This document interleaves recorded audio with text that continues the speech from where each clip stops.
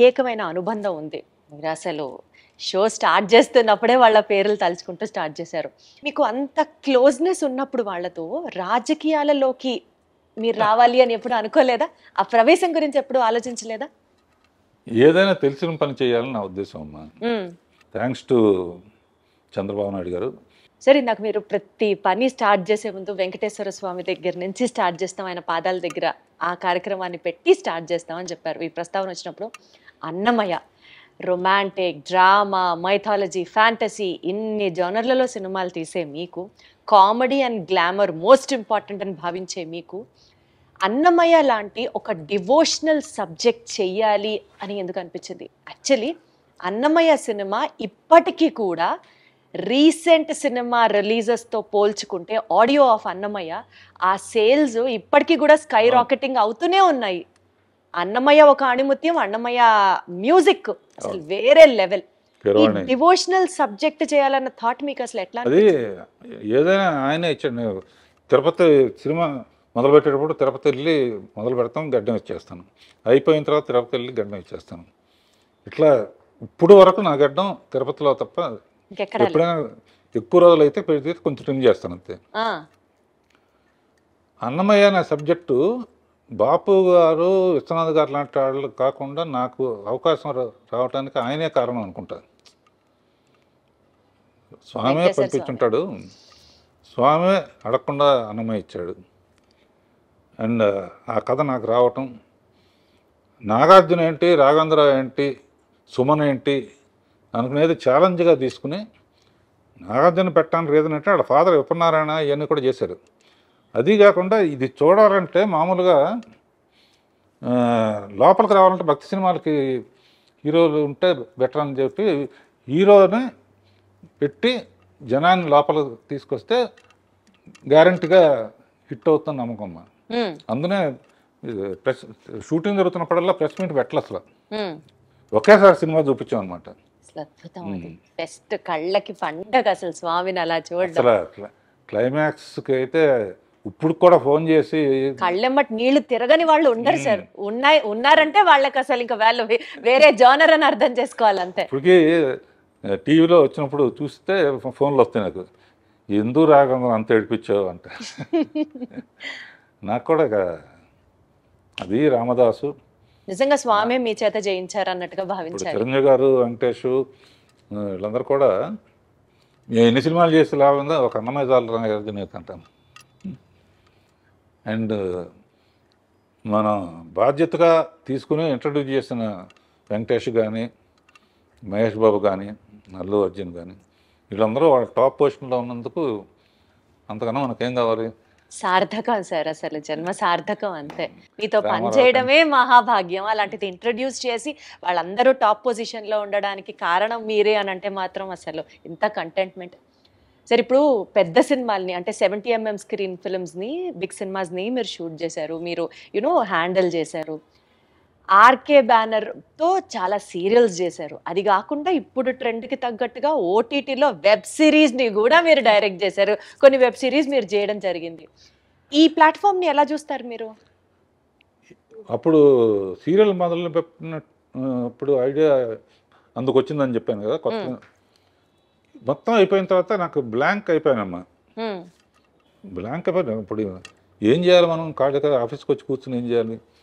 అప్పుడు నాకు ఐడియా వచ్చింది. సీరియల్ ఐడియా లాగానే యూట్యూబ్ చూడటం మొదలుపెట్టా, షార్ట్ ఫిల్మ్స్. అందులో బెస్ట్గా తీసిన వాళ్ళని పిలిచాను. పిలిచి కొన్ని షార్ట్ ఫిల్మ్స్ చేసాం. అందులో కొన్ని పాటలు రాయటం కూడా మొదలుపెట్టాను. పాటలు మీరు రాశారా? అరే! సో అదే టైంలో ఈటీవీలో కథాసౌధ అని చెప్పి వెబ్ సిరీస్, అంటే ఒక్కో సిరీస్ అరగంటలో అయిపోవాలన్నమాట. అరగంటలో కథ చెప్పడం. అవి ఇప్పుడు శిష్యులను పెట్టేసి నేను అప్పుడప్పుడు సెటిల్కి వెళ్ళి స్టోరీ డిస్కషన్, మ్యూజిక్. ఇప్పటికీ మీరు అవి హ్యాండిల్ చేస్తున్నారు, పర్యవేక్షిస్తున్నారు. మన సండే వస్తుంది. ఇప్పుడు లైఫ్ పార్ట్నర్ అని ఒకటి తీశాను, లవ్ యూ నానమ్మ అని ఒకటి తీశాను, సుందరంగాడి ప్రేమ కథ అని ఒకటి తీశాను, ఏవి అలనాటి ముద్దులని రాబోతోంది అనమాట. ఇది ఇందుగలడందు లేడన్న సందేహము వలదు. మా రాఘవేంద్రరావు గారు అన్ని ప్లాట్ఫామ్స్ లో ఆయన ఉన్నాను అని ప్రూవ్ చేస్తారు. అద్భుతం అసలు. అది కాకుండా ఈ కుర్రాళ్ళందరినీ అయిపోయిన తర్వాత ఈవినింగ్ 4:30 నుంచి 6 వరకు వెళ్ళి పికిల్ బాల్ ఆడతాం అనమాట. మళ్ళీ వాళ్ళతో కలిసి అర్రే రే రే రే. వీడు కొంతమంది ఆ తర్వాత కీబోర్డ్ అన్నావు కిందాక మా అమ్మ చెప్పింది ఖాళీగా ఉంటుంది కీబోర్డ్ నేర్చుకోవచ్చు కదా అని. నేర్చుకుంటున్నారా? నేర్చుకుంటున్నారు. అయ్యమ్మ బాబోయ్! మీ ఫిట్నెస్ సీక్రెట్ ఏంటి రాఘవేంద్రరావు గారు?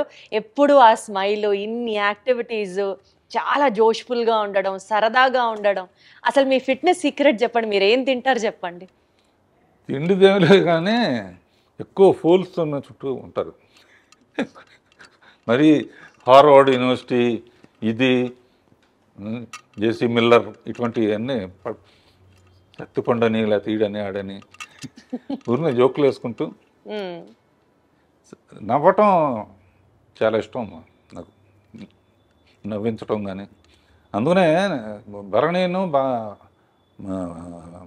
బ్రహ్మానందం వీళ్ళు కొంచెం పొయిటిక్ ఇది ఉందన్నమాట. నేను 2-3 కొటేషన్స్ అందరూ రాస్తున్నాక మనం ఎందుకు రాయకూడదని చెప్పి అందులో కూడా మనం అనుకున్నవన్నీ జరిగి ఉంటే ఇప్పుడు జరిగినవన్నీ మనం అనుకున్నవి కావు. మనం అనుకున్నవన్నీ జరుగుంటే ఇప్పుడు జరిగినవన్నీ మనం అనుకున్నవి కావు.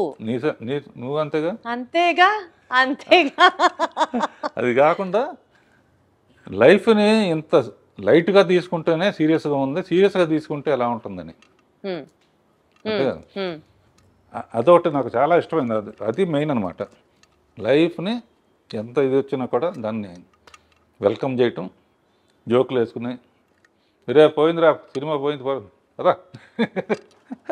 అసలు సో మీకు ఏది ఆ బాధ కానీ ఆ ఫ్రస్ట్రేషన్ కానీ మిమ్మల్ని అసలు టచ్ చేయవు అన్నమాట. అయితే ఇంట్లో కూడా అంతే. మెడిటేషన్ చేస్తారా దానికోసం ప్రత్యేకంగా? అదొకటి ఉంది మర్చిపోయాను. పొద్దున్నే ఓ రోజు స్విమ్మింగ్ పూల్, ఓ రోజు పిలాటే, ఓ రోజు స్ట్రెచ్చింగ్ ఎక్సర్సైజ్, ఈవినింగ్ యోగా నిద్ర మెడిటేషన్.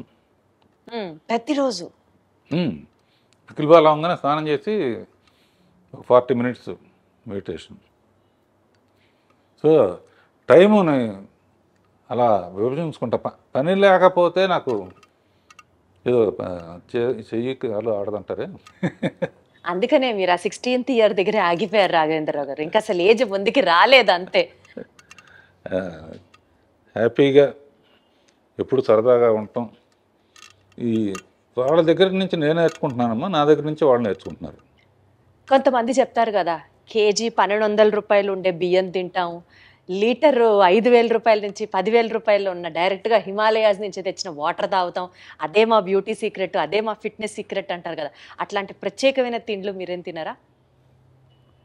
అసలు తిండి కూడా లేదు అసలు. ఏదో ఇప్పుడు తర్వాత ఏంటంటే జనరల్గా రోజు పొద్దున పూట కూడా ఇడ్లీలు, వడలు, దోశలు తినేవాళ్ళం. ఇప్పుడు ఏంటంటే ఒట్టి నట్స్ను ఫ్రూట్స్, మధ్యాహ్నం lunch, night only tiffin. So అదన్నమాట మీ సీక్రెట్. ఆ గ్యాప్లో చిన్న పర్సనల్ ఇంట్రెస్ట్. పర్సనల్ ఇంట్రెస్ట్ ఏంటి? ఏదో కాలక్షేపానికి కొంచెం ఒక రౌండ్ వేసుకోవటం. Such an honest, sweet and an humble answer from your end. అసలు సూపర్. ఎటు మనం ఈ విషయాలు మాట్లాడుతున్నాం కాబట్టి రాఘవేంద్ర గారు, నాకు ఇందాకటి నుంచి మిమ్మల్ని చూస్తున్నాను, మీతో మాట్లాడుతున్నాను, కానీ నా ధ్యాస అంతా మీరు షర్ట్ మీద పెట్టుకున్నటువంటి ఆ గ్రీన్ అండ్ వైట్ బ్రోచ్ మీదకి వెళ్తోంది. అసలు అది ఎంత క్యూట్గా ఉందంటే ఏంటి చెప్పండి, దాని సిగ్నిఫికెన్స్ ఏంటి, దాని బ్యూటీ ఏంటి? ఇది మా అమ్మాయిలు ఏంజల్ ఉంటే మంచిది అంటారమ్మా. ఏంజల్ ఇళ్లలో కూడా ఏంజల్ బొమ్మ పెడితే చాలా, లేకపోతే నువ్వు కూడా పెట్టుకో ఇంట్లో, ఇది పెట్టుకో అని చెప్పి మా పిల్లలు ఇచ్చారు. ఇది వాళ్ళు ఇచ్చిందంటే నాకు వాళ్ళంటే నాకు ఎంత ప్రేమో, ఇది అంటే అంత ప్రేమ అనమాట. దీంతో చాలామంది అడుగుతారు, ఇది ఎక్కడ పోతుందో అని చెప్పి 2-3 ఒక్కోసారి పడిపోవచ్చు కదా. ఒకటి మట్టుకు అందరూ 2-3 ఎప్పుడూ పెట్టుకుంటాను. ఒకటి మట్టుకు ఎక్కడ పడాలో అక్కడ పడుతుంది. గొప్ప వ్యక్తి అక్కినేని నాగేశ్వరరావు నిర్యాణం చెందినప్పుడు అన్నపూర్ణ స్టూడియోలోనే ఇది చేశారు. అదే ఫైర్ లాస్ట్ రైట్స్ అన్ని అక్కడ చేశారు. నాగార్జున ఎక్కువ ఎమోషనల్ అయితే నెల్లి గట్టిగా కావాలని ఇంటికి వచ్చి చూస్తే ఇది లేదు, అందులో పడిపోయింది అనమాట. అందుకనే ఎప్పుడు సేఫ్టీకి దానికి నేను చాలా హ్యాపీగా ఫీల్ అయ్యాను. ఒక గొప్ప వ్యక్తికి ఇలా అనేక మెట్టు మీద మెట్టు ఎల్వి ప్రసాద్ గారు అనేవారమ్మ. అంటే ఆయన సినిమాలో చైల్డ్ ఆర్టిస్ట్గా కూడా చేశాం. నేనంటే బాగా ఇష్టం ఆయనకి. రాఘవేంద్రరావు సినిమా పెద్ద హిట్ అయిందని వాళ్ళ అబ్బాయి చెప్పాడు అనుకో, రాఘవేంద్రరావు ఎంత పైకి వెళితే ఎక్కడం ఇది పడిపోకుండా చూడటం, ఉండడం బాధ్యత, పడిపోకుండా చూడటం.